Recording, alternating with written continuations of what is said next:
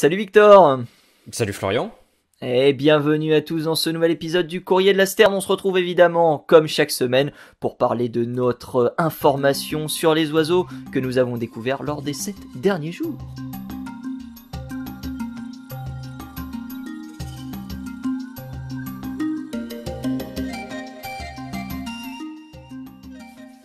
Comment ça va mon cher Victor ? Bah ma foi ça va très très bien, un peu fatigué mais toujours en pleine forme quand il s'agit de parler d'actualité et d'oiseaux, comme Et on d'habitude. va... Ah ben, en plus j'aurai un super remontant à te proposer à la deuxième partie de l'émission, tu m'en diras des nouvelles. Écoute, comme ma nouvelle est un peu déprimante, j'espère que ça permettra de clôturer cet épisode en beauté. Alors, cette semaine, je vais aborder une nouvelle étude, une fois n'est pas coutume, sur, encore une fois, les énergies renouvelables et les oiseaux. Alors, nouvelle étude, entre guillemets, en fait, l'article qui a été beaucoup relayé, qui relayait l'étude et qui a été beaucoup relayé donc sur Twitter, date d'il y a 2 jours au moment où on enregistrait l'épisode. Mais l'étude, elle, date du 30 mars, si je me trompe pas. Et elle va nous parler de l'impact des énergies renouvelables, éoliennes et énergie solaire sur les oiseaux, sur les populations des oiseaux. De 32 espèces d'oiseaux à population vulnérable en Californie. Et c'est super intéressant parce que généralement on a des études sur les éoliennes, mais sur sur les panneaux solaires, enfin sur l'énergie solaire en tout cas, c'est assez rare. ça fait c'est une des entre guillemets innovations, je sais pas si on peut dire ça comme ça, de cette étude, et elle va donc s'intéresser non à des espèces, mais à l'échelle de la population locale et non pas l'échelle de la population qui représente l'espèce en entier. Et ça, c'est aussi nouveau pour une étude qui porte sur la mortalité liée aux énergies renouvelables. Et malheureusement, le bilan est pas vraiment en faveur des énergies renouvelables, si je puis m'exprimer ainsi. Alors pour introduire le sujet, c'est une étude donc qui a été réalisée par Conkling et collaborateurs. Alors je suis désolé si j'écorche le nom. Oh, il t'en voudra pas, il nous écoute pas, mon ami. Hein, oh non, je ne pense pas. Mais on ne sait jamais. Sait-on jamais, hein. Sait-on jamais. Alors, on va déjà planter le décor. Il faut savoir que aux États-Unis, la production d'électricité via les éoliennes, juste les éoliennes en tout cas, a augmenté de 300% depuis 2009, c'est-à-dire qu'elle l'a quadruplé, ce qui est absolument colossal. Et c'est une augmentation qui est réalisée sur tout le territoire, mais la Californie est une zone, on va dire, un point chaud de construction d'éoliennes et aussi de panneaux solaires. Et donc, la construction d'énergie renouvelable, c'est toujours une bonne chose pour ce qui est d'un rajout dans un mix énergétique. Surtout si on regarde les chiffres et qu'on se rend compte que les États-Unis, c'est le deuxième pays producteur, le plus producteur de CO2, juste derrière la Chine, bien sûr. Il faut savoir qu'à eux deux, les pays produisent 50% du CO2 mondial par an. Ce qui est absolument colossal, et c'est donc des pays qui ont un poids énorme dans les émissions de gaz à effet de serre, et qui ont un levier entre leurs mains pour permettre, en tout cas, de réduire les effets du changement climatique, qui est très fort. Et donc voilà où en est actuellement la dynamique de construction des énergies renouvelables, en tout cas des éoliennes aux États-Unis. Et donc, comme je disais, c'est évidemment une nécessité pour les États-Unis de se munir de plus d'énergie, plus verte entre guillemets. Mais cet investissement massif dans les énergies renouvelables, éoliennes et panneaux solaires, nous amène évidemment à nous poser la question de l'impact de la construction de ces structures sur leur environnement, sur l'environnement plutôt, et dans le cas de cette étude sur les oiseaux en Californie, et en particulier les oiseaux aux populations les plus fragiles, car il me semble que je l'ai dit, mais la population va porter donc sur les espèces vulnérables en Californie. Pour ce qui est des États-Unis, au niveau des morts provoquées par les éoliennes et par les panneaux solaires, on a des chiffres. Et c'est estimé par an à entre 140 000 et entre 328 000 individus morts par an à cause des éoliennes, et entre 37 800 et 138 600 pour l'énergie solaire. Et tout ça principalement en Californie, parce que comme je l'ai dit, c'est un point chaud de construction d'énergie renouvelable. Donc ça a un effet qui est pas du tout négligeable sur les populations les plus fragiles en tout cas. Absolument. On se rend compte, c'est des chiffres qui sont quand même très importants.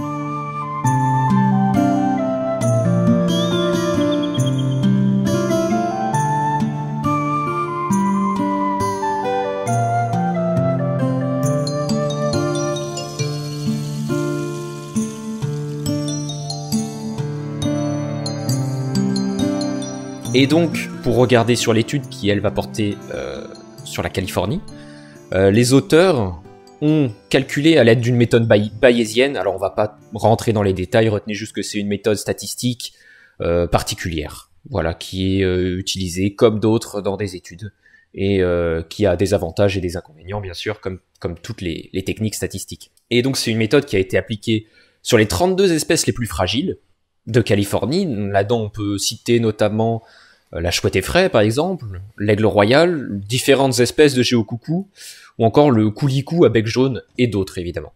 Et sur ces 32 espèces, cette nouvelle étude a trouvé que la moitié d'entre elles, c'est-à-dire 48%, étaient fragilisées par ces méthodes de production, à l'échelle de la population en Californie. Il faut savoir que dans l'étude, il est précisé donc que ça va être les espèces inféodées plus aux prairies qui vont être sensibles aux éoliennes, et les espèces plus migratrices nocturnes qui vont être sensibles aux panneaux solaires. Alors, se pose la question dans cette étude de pourquoi les espèces migratrices nocturnes sont les plus sensibles aux panneaux solaires. Effectivement. Ce qui est assez étonnant. Effectivement. C'est pas réellement développé, d'autant que ils se posent eux-mêmes une interrogation, puisque les panneaux solaires sont particulièrement posés dans les déserts, et les espèces migratrices nocturnes ne fréquentent que peu les déserts. Incroyable. Donc ça pose certaines questions, et on pense qu'il puisse s'agir de migrations plus lointaines. En fait, ce serait des oiseaux venant de populations qui viennent peut-être même pas de Californie, et donc la pose de panneaux solaires en fait aurait des impacts même sur des populations très éloignées. Et c'est cité vers la fin de l'étude, il me semble. Incroyable. Et donc voilà, c'est des résultats qui sont bien significatifs. Il faut savoir que l'étude, c'est pas une étude réalisée par 3-4 clampins comme ça au fin fond de la Californie. Et rarement des études réalisées par 3-4 clampins d'ailleurs. Parfois ça se passe comme ça. Sauf pour le pic à bec ivoire, hein, mais après moi je dis ça, je dis rien. Non, ça c'est une étude qui est absolument édifiante, et je pense que on devrait réviser le statut IUCN de l'espèce vite vers least concern, je pense. Hein.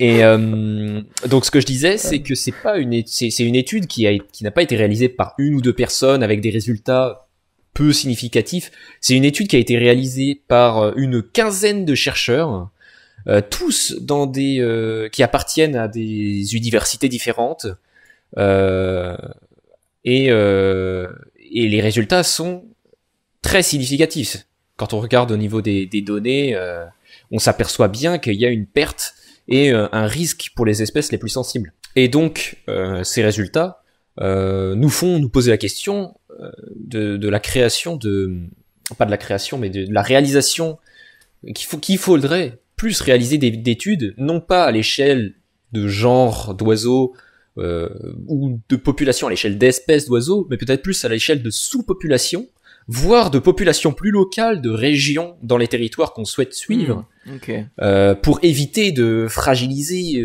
des groupes qui... Donc en gros des petits groupes familiaux et des petits... Alors, ce genre de choses-là. Peut-être pas familiaux, mais à l'échelle d'une région, voire d'un département, en fait. Parce que souvent, on va regarder l'impact sur une espèce d'oiseau en soi, mais parfois, les habitats fragmentés font qu'il y a des populations isolées, des différences dans la répartition, une répartition morcelée, etc. Et ça peut être intéressant pour éviter les extinctions locales, de se concentrer sur ces plus petites populations qui comptent quelques centaines, quelques milliers d'individus, parce que typiquement ça peut mener à des extinctions locales et d'extinction locale en extinction locale, une extinction de l'espèce entière. Et, Effectivement. Et donc pour conclure, voilà, il faudrait plus s'intéresser à cette échelle-là pour éviter de continuer à fragiliser les groupes qui déjà d'année en année perdent de plus en plus d'individus. Voilà pour ce qui est de cette étude. J'avais trouvé une autre étude parce que, comme je l'ai dit, il y a très peu d'études sur les panneaux solaires.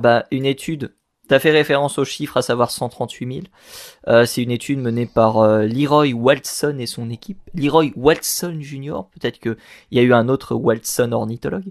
Ça date de 2016, donc c'est quand même une étude assez ancienne et qui montrait effectivement que jusqu'à 138 000 oiseaux mouraient chaque année, notamment en se heurtant contre les panneaux solaires. Voilà, c'est ça. Parce que oui, c'est vrai que j'ai pas précisé, mais c'est évidemment en se cognant contre les panneaux solaires. Parce que quand on voit une éolienne, on voit bien l'oiseau se faire poquer par la pale, mais un panneau solaire, on peut se demander. Et ce serait plus des panneaux solaires qui seraient dressés, j'imagine, d'être posés sur des pylônes ou ce genre de choses. J'ai essayé de voir si il y avait des études d'oiseaux qui prenaient feu à cause des panneaux solaires. J'ai rien trouvé. Donc, ça c'est étonnant. Je pense qu'il y a des résultats probants à sincèrement, oui, puisque j'ai déjà entendu parler de certains oiseaux qui se posaient sur les panneaux solaires, tu vois, et qui grillaient instantanément. Ah oui, quand même. Ouais, c'est plutôt violent. Alors après, c'est peut-être des oui-dire et c'est peut-être des choses qui ont jamais été vraiment confirmées par la science et autres, mais ce sont pas des trucs qui me surprennent honnêtement vis-à-vis de ça. Je serais curieux de savoir si en France on a mené aussi des études sur les panneaux solaires, honnêtement. Parce qu'autant sur les éoliennes, d'ailleurs ça a été un peu le leitmotiv écologique lors de la campagne présidentielle. Il faut arrêter les éoliennes sans se préoccuper du reste. Mais je sais pas s'il y a des études vraiment qui ont été menées sur les panneaux solaires en France. Ben pas sûr. En tout cas, c'est la première étude qui parle des décès d'oiseaux dus à collision sur les panneaux solaires dont j'entends parler. Alors que les éoliennes ont déjà bien fait jaser dans le monde de l'ornitho et dans le monde de l'écologisme. Donc, plus d'études sont nécessaires pour avoir une vision globale, mais ça, évidemment, c'est le cas avec tous les sujets qu'on pourrait aborder. Oui, puis les panneaux solaires, je pense, sont plutôt controversés par rapport aux éoliennes. De fait qu'ils prennent beaucoup de place et du fait qu'ils coûtent assez cher à mettre en place, justement. Donc après je dis peut-être des bêtises, pas évidemment, une grande connaissance en panneaux solaires, mais bien sûr, mais toutes les sources d'énergie sont controversées pour tout un tas de raisons plus ou moins bonnes, mais bon, il y a des bonnes raisons pour douter de la fiabilité des panneaux solaires, comme il y en a pour les centrales nucléaires, comme il y en a pour les éoliennes. Peut-être moins pour ces trois-là que pour les centrales à charbon, mais bon, très probablement moins même.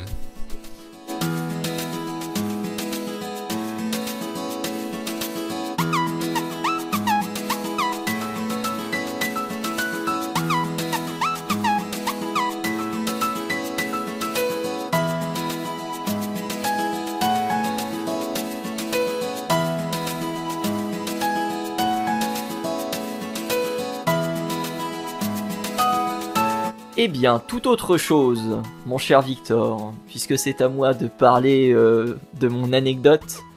Eh bien, est-ce que tu connais le whisky Ballantine ? Le whisky Ballantine, pas du tout. Oui, monsieur. Eh bien, mais pourquoi, quel est le rapport avec les oiseaux ? Eh ben, en 1959, la société Ballantine, de l'aveu de son propriétaire, Hiram Walker, qui a construit un gigantesque complexe sur 5,6 hectares pour ces différentes distilleries juste à l'est, juste au nord-ouest de Glasgow. Et évidemment, il avait prévu d'y rajouter une sécurité plus ou moins renforcée. Et il a choisi des oies. Alors, je suis qu'à moitié étonné quand on sait à quel point ces trucs sont hargneux. Ouais, effectivement, déjà, Point historique, les oies du Capitole, moins 390 avant Jésus-Christ, où les Romains sont alertés d'une attaque des Gaulois dans la nuit, je crois que c'est en juillet si je dis pas de bêtises, et les oies du Capitole, les oies de Junon sauvent en partie la face des Romains. Après, on sait pas trop si cette histoire a vraiment eu lieu. On est en train de se demander... On est plus en train de se dire qu'elle a pas spécialement eu lieu en fait. Déjà parce que le truc qui est rapporté 300 ans après, ce qui est toujours un problème lorsqu'on parle d'histoire. Mais voilà, il y a eu des précédents. Et donc ils ont utilisé des oies. Au départ, elles étaient 6. C'était, je crois, 4 femelles et un mâle. Ensuite, il y en a eu une 7e qui a été rajoutée. Et par la suite, elles ont fini à environ une centaine d'oies pour couvrir les 5 hectares. Ah oui, quand même, 100 oies. Et rien qui passe là. Donc il y avait des oies de Chine, il y avait des oies italiennes. Donc ce sont les oiseaux qui étaient utilisés. Et pourquoi utiliser des oies ? Bah déjà parce que ça fait énormément de bruit. Je pense que tu seras d'accord avec moi. Oui. C'est très territorial. Tu seras d'accord avec moi. Oui. Et surtout, ça a le sommeil léger, tu seras d'accord avec moi aussi. Et dernier argument de poids, c'est très très très peu cher à acheter et à utiliser. Je te raconterai une autre histoire un petit peu plus tard qui a eu lieu dans les années 80. Donc du coup, ils ont gardé donc ces oies de 1959 à 2012 là-bas. Donc c'est resté très très longtemps. C'est un ingénieur qui a eu l'idée d'utiliser les oies, qui s'appelle Ronald Cowan, qui avait des connaissances en ornithologie et qui a parlé justement à Monsieur Walker du fait que les oies pourraient faire entre guillemets de bons gardes de la sécurité. Donc c'est grâce à lui que l'on doit entre guillemets ces oies sur ce secteur. Alors il y a un truc qui est absolument incroyable que j'ai trouvé dans les lectures que j'ai faites, c'est que les oies étaient tellement préoccupées par leur travail de sécurisation de leur territoire qu'elles oubliaient complètement leur nid et les jeunes qu'elles avaient et les œufs qu'elles avaient pondus. Ah oui, quand même. Elles étaient dressées ? Non, elles étaient pas spécialement dressées. Donc du coup, il y a un mec qui s'appelle Arthur Carroll qui a pris le rôle entre guillemets du goosekeeper, donc celui qui s'occupe des oies, pour être sûr que les femelles s'occupent bien de leurs œufs. Et si elles le faisaient pas, eh bien soit il s'occupait de les incuber, de les faire incuber, puisque de les incuber ça va être compliqué pour lui, mais en tout cas de les faire incuber, soit il s'en servait juste pour manger quoi. Donc voilà un petit peu cette histoire assez extraordinaire. Il y a eu une évasion, 2 évasions même, une évasion en 1962 de l'oiseau qui s'appelait Clémentine. Il y avait 50 livres qui étaient prévus pour le fait qu'on la récupère, et finalement elle a été récupérée par un docteur. Et donc les oies au départ au nombre de 100 ont fini par diminuer et se sont retrouvées au niveau de 6. Donc elles étaient 7 au début, j'ai dit qu'elles étaient 6 au début, non elles étaient 7 au début, 5 femelles et 2 mâles, et à la fin elles étaient 6. Et c'est là que on a décidé de mettre un terme entre guillemets à l'utilisation des oies pour conserver la distillerie Ballantine.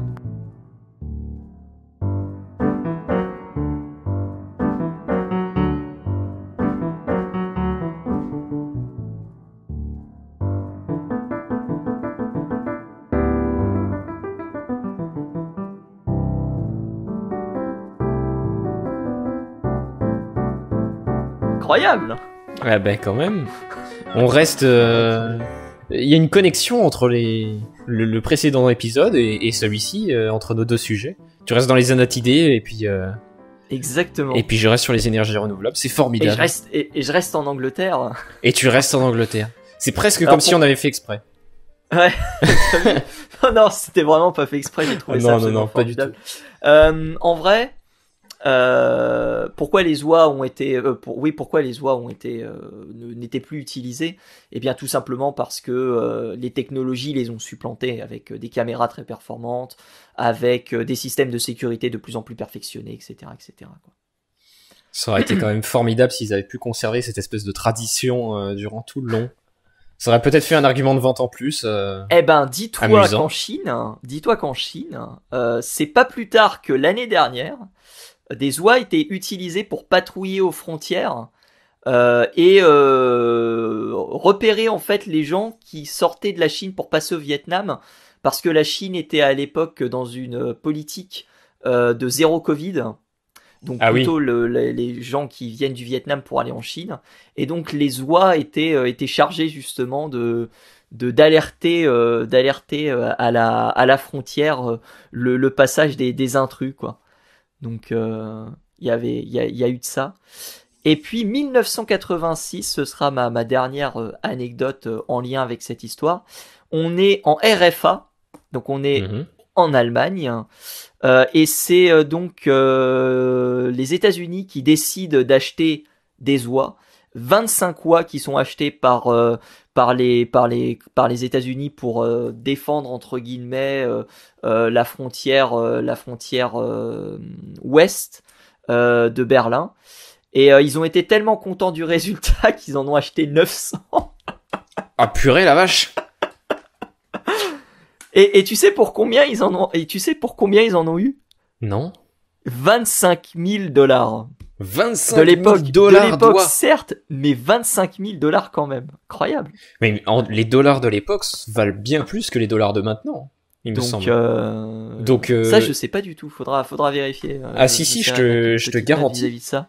Les dollars de l'époque valent bien plus que les dollars de maintenant. Ça, c'est sûr et certain. Je pensais que c'était l'inverse, mais écoute, je te fais confiance. Donc, je pense que tu peux facilement tripler ou quadrupler la somme, je pense. Ah oui, quand même. Ah oui. Voilà, c'était utilisé à la frontière avec à la frontière entre l'Allemagne de l'Est et entre Berlin-Ouest et Berlin-Est, du coup, ces oies qui ont été gardées jusqu'à la chute du mur de Berlin, donc 3 ans en 1989 du coup. Bah et donc c'était très intéressant en tout cas. C'est incroyable. Hein, absolument pas eu vent de ce système d'oies de sécurité. Mais c'est incroyable. L'équivalent pitbull des oiseaux, c'est formidable. Ah ouais, mais c'est justement parce que ça fait le même taf entre guillemets que les chiens de garde en beaucoup moins cher. Que les oies ont été privilégiées dans certaines parties. Dans certaines parties, à mon avis, il doit y avoir plein d'histoires dans l'histoire justement qui parlent, à mon avis, d'utilisation des oiseaux comme alerte. On a les oies du Capitole, mais à mon avis, si on creuse un peu, on doit en avoir plein d'autres, hein, des histoires de ce type-là. Oui, c'est très très probable. Ça m'étonnerait pas du tout. Oh que non. Eh bien, en tout cas, c'est un... Ouais, j'allais dire la même chose. C'était très intéressant, ma foi. Voilà, c'est un nouvel épisode qui se termine. Eh ben, écoutez, on espère que vous avez apprécié. Et on se donne rendez-vous la semaine prochaine pour le prochain épisode du Courrier de la Sterne. Effectivement. Salut à tous. Salut tout le monde.